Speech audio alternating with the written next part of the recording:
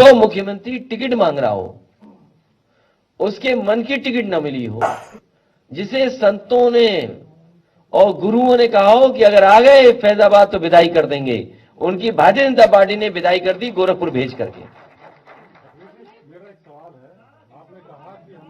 नहीं, उनसे नहीं, सवाल हम ही देंगे, उनके बिहाफ पे जवाब। मेरा सवाल है कि आपने बताया कि जो बाबा साहब भीमराव अम्बेडकर जी ने रास्ता दिखाया, उसी वही सभी चाहते हैं। अगर आपको नहीं समझ में आ रहा हो तो हम ना समझो, दोबारा पढ़ लो। बताओ, लखनऊ में रह के इतना नहीं, बाबा साहब की ज्योतिबा फूले की लगी वहां, और माननीय काशीराम भी खड़े, नहीं समझ में आता तुम्हें कुछ? आपने कहा कि बहुत से पार्टी के नेताओं को सैनिटाइज करना पड़ेगा। क्या चीज? पार्टी में बहुत से नेताओं को सैनिटाइज करना पड़ेगा क्योंकि बाहर से हमने मंत्रियों को, विधायकों को एक्कोमोडेट किया है। क्या आपको नहीं लगता कि इससे नाराजगी बढ़ेगी? उनको कैसे संभालेंगे? क्या उनके लिए योजना कोई है आपके पास? उनके लिए योजना बहुत बड़ी है, अभी बता दूं उनके लिए।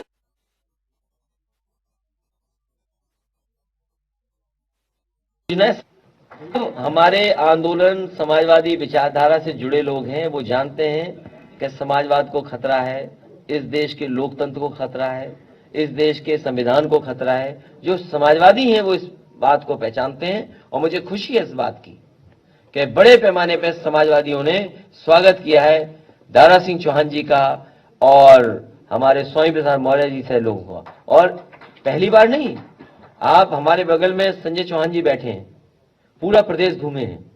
आप बताइए, समाजवादी पार्टी के लोग लगातार उनके साथ खड़े होकर के उनके साथ उनके समाज में उसके आंदोलन को बढ़ाने का काम किया। अभी हमारे पास रामपाल भी आ गए हैं, बताइए, यहां नहीं दिखाई दे रहा आपको कुछ? गिरफ्तारी पे तमाम तरह के सवाल उठ रहे हैं। तो अगर उनको गिरफ्तार कर लिया है तो उनके परिवार में जिनके ऊपर एक भी मुकदमा नहीं होगा उनको टिकट देंगे।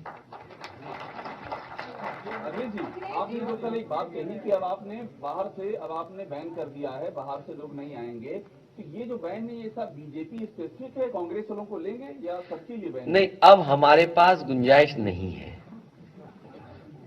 और अब भारतीय जनता पार्टी से मैं कहता हूं, अपनी जिसको टिकट देना चाहो दे दो।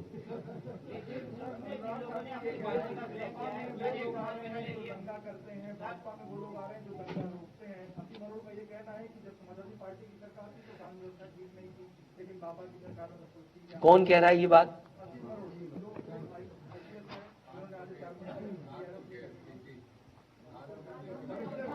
अच्छा हाँ, समझ गया।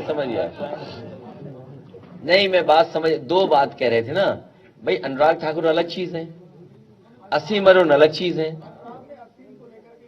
अच्छा, दोनों एक साथ रहे होंगे। आप देखिए, आप उत्तर प्रदेश के पत्रकार हैं, आप उनके सवालों के चक्कर मत पड़ा करो। आप उत्तर प्रदेश की जनता का हित देखिए। जब अनुराग ठाकुर जैसे मंत्री आपसे कुछ कहें, आप उनसे पूछिए कि जिस विभाग में आप मंत्री थे या जिस विभाग में मंत्री हैं, आपने उत्तर प्रदेश को क्या दिया, ये बताइए पहले तो। और जो समाजवादी सरकार में जो काम करके दिखाए हैं उसकी आप कल्पना नहीं कर सकते। और मैं आपसे कहूंगा, क्योंकि हालांकि एक शब्द बड़ा बदनाम हो गया, ईमानदार शब्द। अगर आप बहुत निष्पक्ष और ईमानदार पत्रकार हैं तो एनसीआरबी का आंकड़ा निकालिए और अगली बार वो बोले तो उनके मुंह पे चिपका देना। और दूसरे एक और का एक अधिकारी, तो सोचो वर्दी में कैसे कैसे लोग छिपे हुए थे। वर्दी में, यही बात तो मैं कहता हूं पहले दिन से। क्या पंचायत का चुनाव आप भूल गए? पंचायत का चुनाव जब हुआ था उत्तर प्रदेश में, मैंने कहा था कि भारतीय जनता पार्टी के लिए जिलाधिकारी और पुलिस कप्तान मिलकर के चुनाव लड़ रहे हैं। और उसको आपने देखा कि उत्तर प्रदेश की बहनों के साथ, उन माताओं के साथ क्या घटना घटी।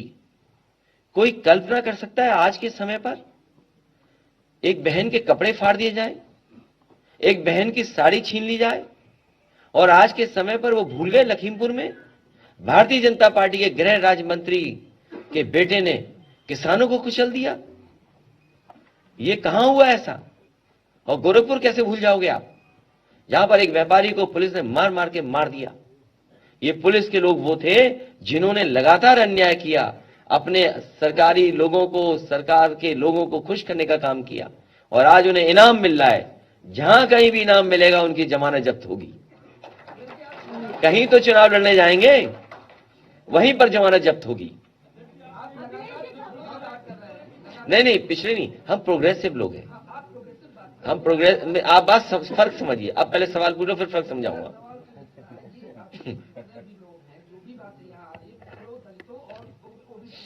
अभी बात 80 और 20% की हुई। मेरा सवाल आपसे ये है कि जो अगड़े हैं और अगड़ों में भी जो गरीब हैं, वंचित हैं आर्थिक रूप से या किसी उनके लिए किस तरह की योजनाएं आप लाएंगे? ए पत्रकार भाई, कुछ समझे ही नहीं तुम अभी तक। मैंने कल भी कहा कि जब से ये लोग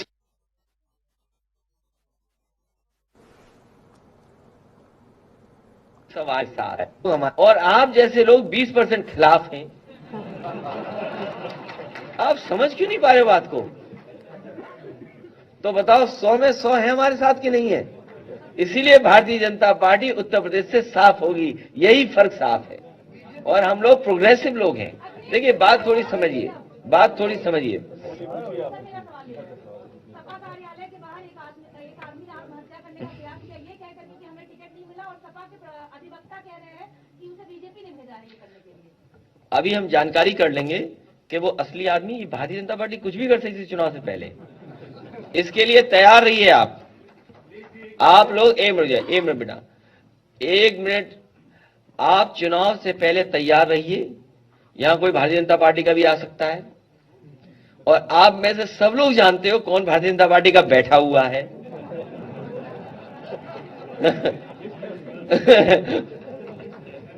क्यों पत्रकार साहब, ये बात सच है कि नहीं सच है? तो ये हम सब लोग जानते हैं। इस तरह के घटनाएं, इस तरह के नाटक, इस तरह के बदनाम करने के लिए ये तो कुछ नहीं है, इससे भी ज्यादा होगा। देखिए तो चुनाव तो होने दो अभी शुरू, अभी तो शुरुआत ही है। और देखिए चुनाव में टिकट के लिए ये पहली बार नहीं हुआ है। टिकट जब नहीं मिलती है और मिल जाती है तो कई कार्यालय फूके जाते हैं, पिटते हैं, कुर्सियां तोड़ी जाती हैं। तो बड़ी खबर हम आपको दिखा रहे हैं लखनऊ से, जहां अखिलेश यादव की प्रेस कॉन्फ्रेंस चल रही है। अखिलेश यादव दारा सिंह को आज अपने साथ ले लिया है, समाजवादी पार्टी का दामन थमा दिया है, और इसके साथ ही विपक्ष पर हमला भी बोल रहे थे सपा के राष्ट्रीय अध्यक्ष अखिलेश यादव।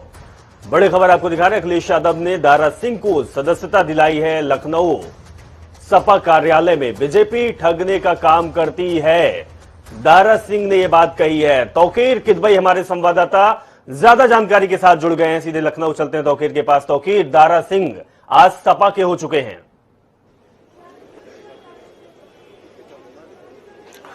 जी बिल्कुल, आज समाजवादी पार्टी में आज दारा सिंह ने दामन थामा है उनका, और अखिलेश यादव ने जमकर तारीफ की दारा सिंह की। और एक घटना का जो उन्होंने वाकया है उसका भी जिक्र किया कि जब सफाई का एक उद्घाटन होना था सफारी का, उसमें दारा सिंह चौहान ही पहुंचे थे, जबकि मुख्यमंत्री की मर्जी नहीं थी कि उसका उद्घाटन किया जाए। और दारा सिंह चौहान जब वहां पहुंचे तो उन्होंने पूर्व मुख्यमंत्री रहे मुलायम सिंह यादव की तारीफ भी की थी। तो अखिलेश यादव ने तर्ज कसा कि वहीं से इन्होंने समझ लिया था कि दारा सिंह चौहान को अपनी मंत्रिमंडल में शामिल करना होगा, और अगली जब चुनाव में उससे पहले दारा सिंह चौहान को अपनी पार्टी में शामिल कराएंगे।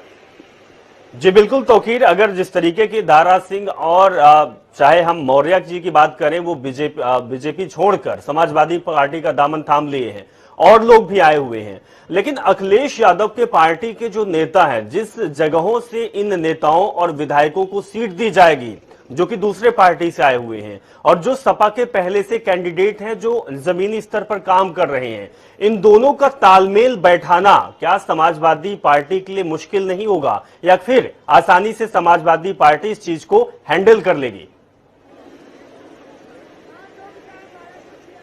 देखिए, इसी तरह के सवाल तब भी उठे थे जब समय प्रसाद मौर्य ने पार्टी ज्वाइन की थी, क्योंकि उनके लड़के को लेकर यह बात उठी थी कि वो ऊंचाहार से टिकट चुनाव लड़ते आए हैं और ऊंचाहार में इनके मौजूदा जो विधायक है समाजवादी पार्टी के, वो वहां पर चुनाव लड़ते आते हैं, पवन पांडे वहां पे। और इसके अलावा जो और सीटें हैं जहां पे लोग इनकी पार्टी में शामिल हो रहे हैं, वहां पर जो नेता हैं उनके साथ पहले ही बात की गई है। अखिलेश यादव का कहना है कि जो नेता है वो त्याग कर रहे हैं, समाजवादी पार्टी त्याग कर रही है ताकि सभी लोगों को एक साथ जोड़ा जा सके। और इसी के साथ ही जो भारतीय जनता पार्टी है, अन्य दलों के जो नेता आ रहे हैं, वो भी इस त्याग के साथ ही समाजवादी पार्टी में शामिल हो कि उन्हें भारतीय जनता पार्टी की सरकार को हटाना है और समाजवादी पार्टी को मजबूत करना है। तो कहीं ना कहीं सभी को त्याग करना होगा।